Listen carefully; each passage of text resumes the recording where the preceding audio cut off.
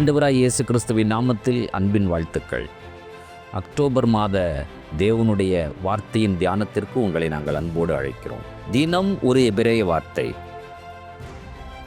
உம்மை உறுதியாய் பற்றி கொண்ட மனதை உடையவன் உம்மையே நம்பியிருக்கிறபடியினால் நீர் அவனை பூரண சமாதானத்தோடு காத்துக்கொள்வீர்.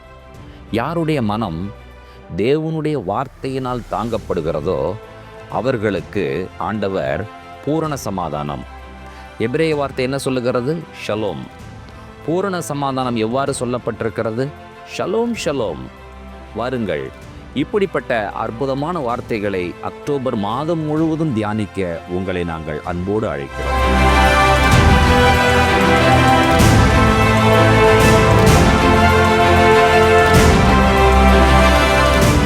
இந்த நாளுக்கான எபிரேய வார்த்தை யஷார். அதனுடைய பொருள் நேரான. என்னுடைய சத்துருக்கள் என்னை வளைந்து கொள்ளுகிறார்கள். என்னுடைய சத்துருவனுடைய கைக்கு நான் தப்புவிக்கப்பட வேண்டும் என்று சொன்னால், நான் நேரான பாதையிலே, சரியான பாதையிலே, செம்மையான பாதையிலே நடக்கிறவனாக என்னை மாற்றும். உன் வழிகளில் எல்லாம் அவரை நினைத்துக்கொள், அப்பொழுது அவர் உன் பாதைகளை யஷார். நான் உனக்கு முன்னே போவேன், கோணலானவைகள் என்ன செய்யப்படும் என்று சொன்னால், ஆண்டவரே நான் யஷூரனாக மாற யஷார் பாதையிலே நடக்க எனக்கு உதவி செய்தருளும். என்னுடைய வாழ்க்கையிலே யஷார் மட்டுமே போதும்.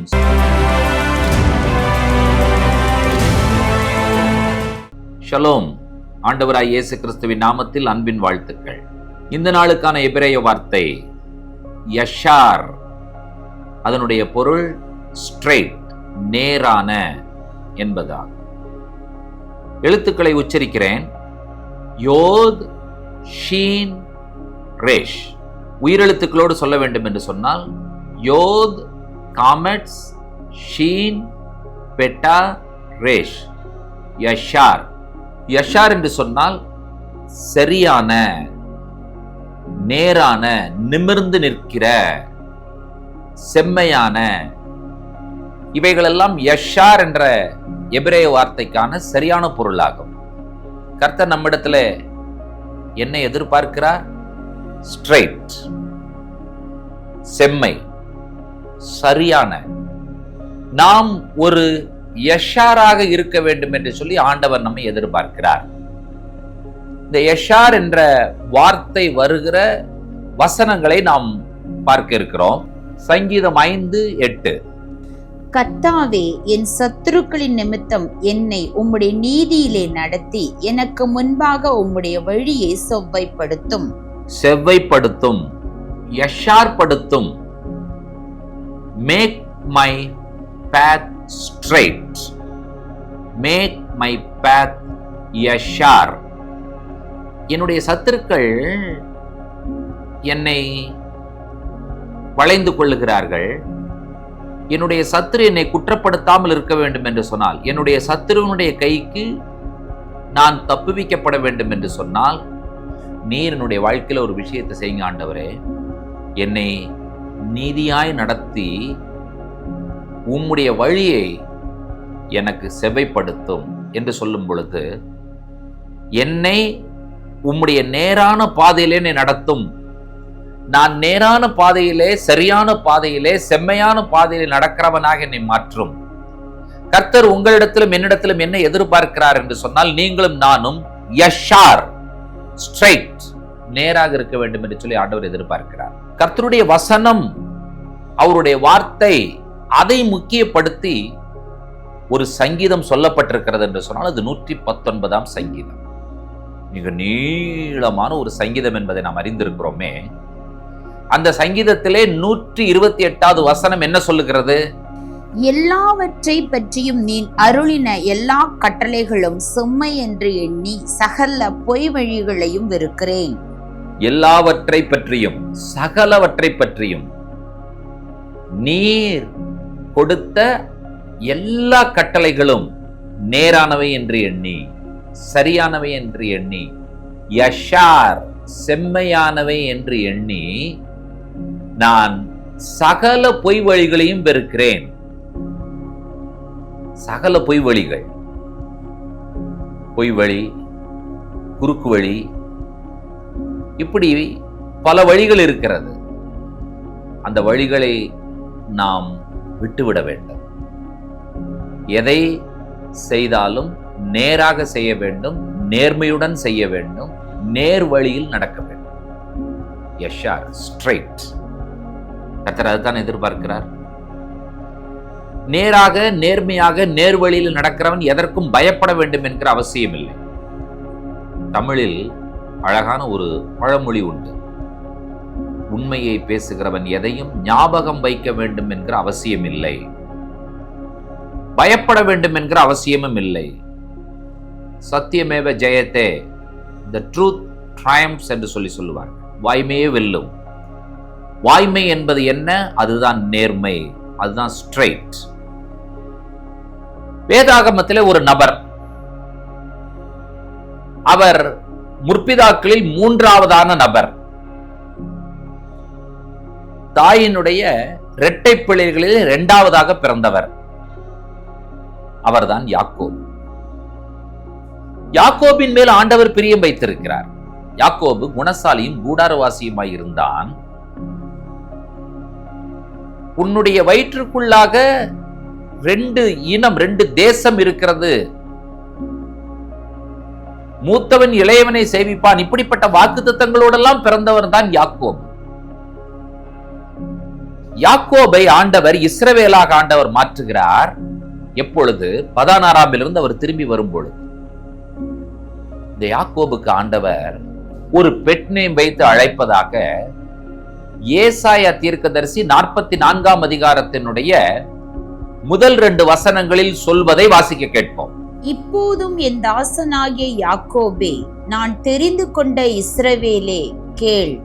உன்னை உண்டாக்கினவரும் தாயின் கற்பத்தில் உன்னை உருவாக்கினவரும் உனக்கு துணை செய்கிறவருமாகிய கர்த்தர் சொல்லுகிறதாவது, என் தாசனாகிய யாக்கோபே, நான் தெரிந்து கொண்ட யெஷூரனே, பயப்படாதே. இந்த 2 வசனங்களை கவனித்தீர்களா? தாசனாகி யாக்கோபே, நான் தெரிந்து கொண்ட இஸ்ரவேலே. இந்த 2 பெயரும் நம்ம எல்லாருக்கும் பரிச்சயமான பெயர்கள். யாக்கோபு என்றால் தெரியும், இஸ்ரவேல் என்றால் தெரியும். இந்த இடத்துல ஆண்டவர் இன்னொரு பெயரை யாக்கோபு என்று அழைக்கப்பட்ட இஸ்ரவேலுக்கு ஆண்டவர் கொடுக்கிறார். கவனிங்கள். உன்னை உண்டாக்கினவர், தாயின் கற்பத்தில் உன்னை உருவாக்கினவர், உனக்கு துணை செய்கிறவர், அப்படிப்பட்டவராகிய நான் என்ன சொல்லுகிறேன் என்று சொன்னால், என் தாசனாய் யாக்கோபே என்று சொல்லிவிட்டு, நான் தெரிந்து கொண்ட யெஷூரனே, பயப்படாது. யஷார் என்றதான வார்த்தை தான் அங்கே பயன்படுத்தப்பட்டிருக்கிறது. யெஷூரன் என்பதற்கு நேர்மையானவனே, நேர்வழியில் நடப்பவனே, பயப்படாதே என்று சொல்லுகிறார். யாரை பார்த்து கர்த்தர் பயப்படாது என்று சொல்லுவார்? நேர்வழியில் நடப்பவர்களை பார்த்து கர்த்தர் பயப்படாது என்று சொல்லுவார். கர்த்தர் உங்களையும் என்னையும் யெஷூரனாக பார்க்க விரும்புகிறார். யஷார், நேராக, ஸ்ட்ரைட். அப்படிப்பட்ட மனிதனாக கர்த்தர் உங்களையும் என்னையும் பார்க்க விரும்புகிறார். கர்த்தர் உங்களுக்கும் எனக்கும் கொடுக்க விரும்புகிற பெயர், கூப்பிட விரும்புகிற பெயர்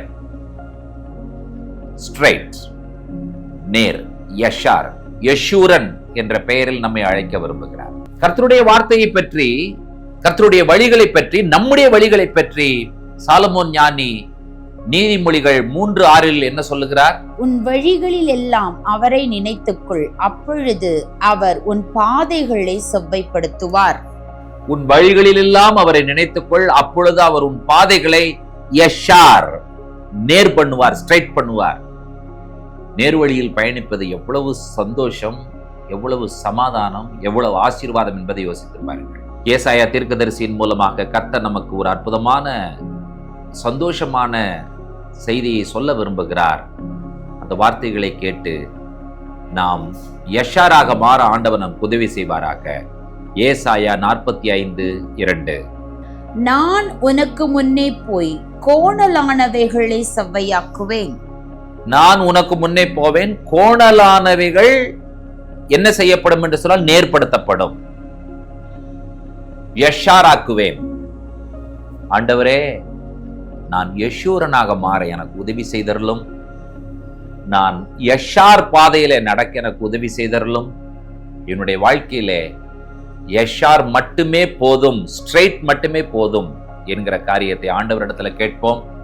இன்றைக்கான எபிரேய வார்த்தையிலே நாம் கற்றுக்கொண்ட பாடம், நம்மை நேர்வழியாய் நடத்துகிற தேவன், நாம் நேர்வழியில் நடப்பதை விரும்புகிற ஒரு தேவன் இருக்கிறார், நம்மை யெஷூரனே என்று அழைக்க விரும்புகிற ஒரு தேவன் இருக்கிறார் என்கிற சந்தோஷமான செய்தியை கற்றுக்கொண்டோம். ஜெபிப்போம்.